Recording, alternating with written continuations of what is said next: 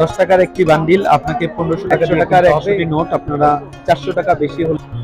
Hello guys, আসসালামু আলাইকুম। I am new blogger Shadar. চলে আসছি আপনাদের মাঝে নতুন একটি ব্লগ নিয়ে। আমি আছি এখন গুলিস্তানের পান কেন্দ্র শাহালি মাজারের সামনে। এই যে আমার পিছনে দেখতে পাচ্ছেন মাজারটি, আমি আপনাদেরকে যেখানে নিয়ে যেতে এসেছি, ভিডিও টপিক দেখে অলরেডি আপনারা বুঝে গেছেন আমি কোথায় নিয়ে যাব আপনাদেরকে।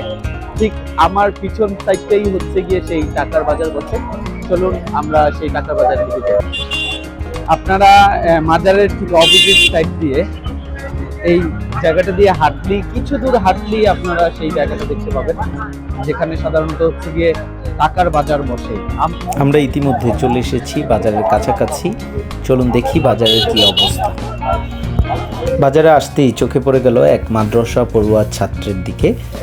ভাইয়াটি 20 টাকার 2টি বান্ডিল নিয়েছে, 400 টাকা করে বেশি দিতে হয়েছে, মানে 2000 টাকা কিনেছে 2400 টাকা করে। সো 100টি নোট করে 2টি বান্ডিল নিয়েছে। অন্যদিকে আরেকটি ভাইয়া টাকার দাম দরাদরি করছে, তার আসলে টাকার দামটা পছন্দ হয়নি তাই।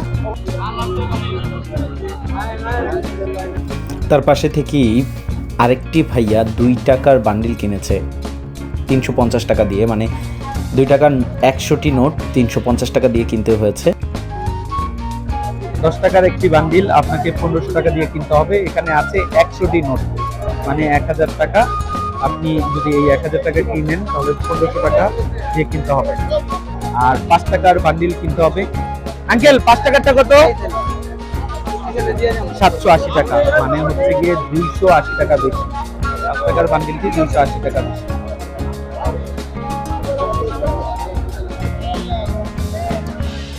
টাকার 100টি নোট আপনারা 400 টাকা বেশি হলে এখান থেকে নিতে পারবেন। আর 50 টাকার নোটটি নিতে পারবেন হচ্ছে 350 টাকা, মানে 350 টাকা বেশি দিলে আপনারা এখান থেকে এই টাকাগুলো নিতে পারবেন। 350 টাকা বেশি দিয়ে 100টি 50 টাকার নোট। 5 টাকার বান্ডিল নিতে হবে 780 টাকা, 10 টাকার বান্ডিল নিতে হবে 1500 টাকা, 20 টাকার বান্ডিল নিতে হলে আপনাকে গুনতে হবে 2300 টাকা, এবং 100 টাকার বান্ডিল নিতে হলে 10,400 টাকা দিতে হবে, 50 টাকার বান্ডিল নিতে হলে 5,400 টাকা দিতে হবে, 200 টাকার বান্ডিল নিলে 20,400, এবং 2 টাকার বান্ডিল নিলে আপনাকে 350 টাকা দিতে হবে।